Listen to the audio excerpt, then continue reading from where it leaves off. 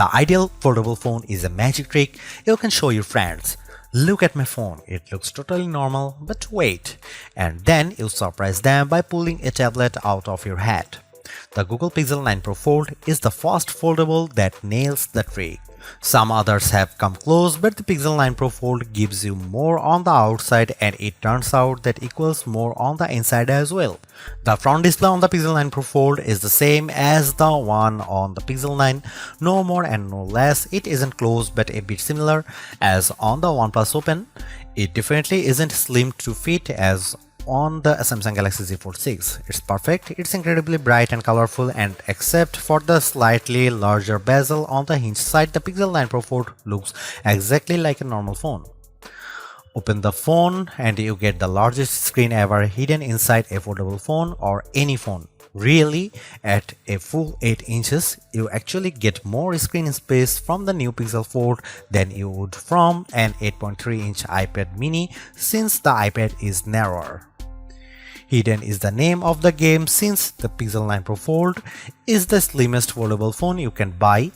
It's only 10.5mm thick when closed, which is less than 2mm thicker than the Galaxy S24 Ultra. So that's the pitch for the Pixel 9 Pro Fold. It's a normal Pixel on the outside and an iPad mini on the inside. Frankly, if Apple had built this phone, we would end the conversation right here, because you would be convinced to buy one no matter what it costs. The Pixel 9 Pro Fold is loaded with AI features, and this might be the best phone for having fun with Google's AI.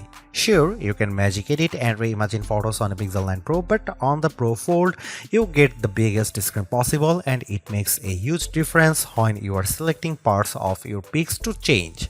Unfortunately, there just isn't much else to do with the unique screen options.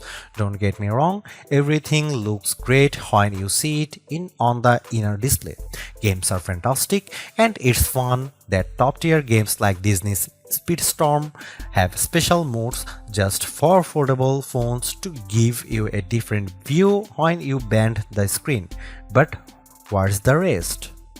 The Pixel 9 Pro Fold is too expensive to just be a phone and a mini tablet. It needs to be more than the sum of its parts.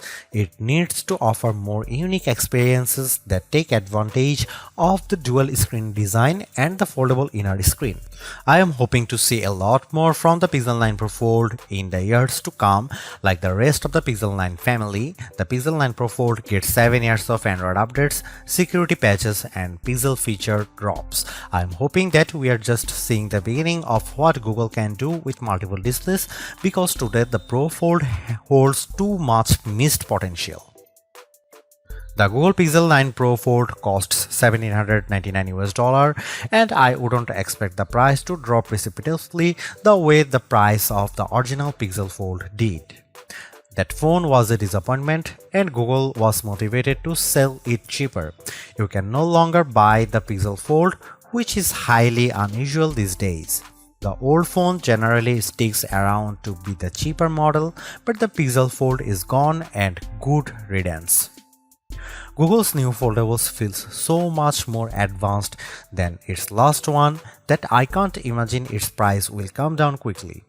The materials feel very premium. This is the thinnest foldable you can buy in the US at least, and thin doesn't come cheap. Neither does durability, and Google says this phone is much more durable than before. It looks and feels exponentially nicer than the last Pixel Fold. Still, is $1,799 too much? Like I said, if Apple made this phone, there would be no question that people would buy it. I have seen a lot of folks comparing the Google Pixel 9 to Apple's phones, saying it's the most fun and refined Android design to compete with the dynamic island iPhone. The Pixel 9 Pro Fold is one of the nicest looking foldable phones I have seen, with the best combination of hardware and software and no disappointments hidden in crevices. If you bought a Google Pixel 9 for $1,799 and an iPad mini 2021 for $499, and the only thing you would lose is the ability to keep both in your pocket at the same time, the Pixel 9 Pro Fold might be the best foldable phone I have used. It's definitely the best design. I am still not sure it justifies the high price. The Pixel 9 Pro Fold is a weird hodgepodge of premium and basic parts. It has Google's latest Tensor G4 chipset paired with a whopping 16GB of RAM, premium like the Pixel 9 Pro Fold. The outer display, though, is basic as the Pixel 9 and it can't match the brightness or the LTPO versatility of the Pixel 9 Pro's panel. The inner display is top-notch. It uses LTPO tech for a variable refresh rate of 1 to 120Hz and it can hit brightness levels up to 2700 nits, but it isn't the sharpest display around. The OnePlus Open gives you more pixels per inch and it has a large bezel by today's standards. The cameras offer some impressive specs like 5x optical zoom lens that makes a big difference whether you are shooting photos or recording video. Unfortunately, it has smaller sensors with fewer megapixels than any other Pixel 9 phone. Between the Tensor G4 and all the RAM, the Pixel 9 Pro Fold chugs along nicely. The phone may be underpowered compared to the Galaxy Z Fold 6 or latest iPhone model, but Google relies on its cloud and its specialized processor for so many of its AI tasks that it hardly matters. So, what if the Pro Fold takes a bit longer to make photo edits? It's making magic. In all seriousness, I am worried about the long-term viability of this chipset since Google is promising that the Pixel 9 Pro Fold will get Android OS updates for the next 7 years. One of the cool things about the Pixel 9 lineup is the most affordable model has the same cameras as the Pro model. The Pixel 9 has the same 50MP main camera and 48MP ultra-wide as the Pixel 9 Pro and Pixel 9 Pro XL. Unfortunately, the Pixel 9 Pro Fold wasn't invited to the party. The Pixel 9 Pro Fold gets a much smaller camera sensor than the Pixel 9, while the Pixel 9 uses a sensor that's around 3/4 of an inch diagonally. The Pixel 9 Pro Fold uses a half-inch sensor. That's a massive step down. The Galaxy Z Fold 6 gets a sensor that's somewhere in between. This is important because sensor size is the most important factor in smartphone camera quality. Megapixels hardly matter at all. It's the physical dimensions of the sensor that makes all the differences. The Pixel 9 Pro Fold has a tiny mini sensor. Here are some camera samples of Google Pixel 9 Pro Fold.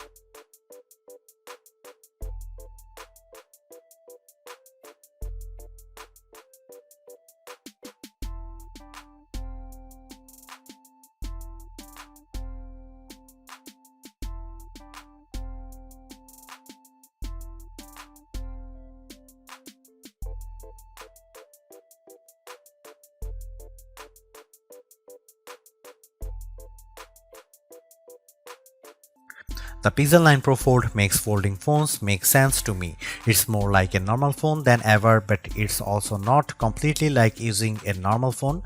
By opting for a phone that folds, you are still making trade-offs.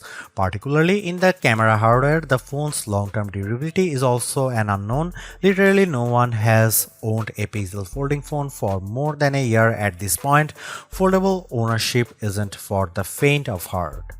But the Pixel 9 Pro Fold is the most rewarding folding phone I have ever used. Using the phone while it's closed feels way less cumbersome and much more normal than the previous Pixel Fold or a Galaxy Z Fold. That makes using the big inner screen feel that much more rewarding. I don't feel like I am putting up with a bulky phone the rest of the time to get the experience.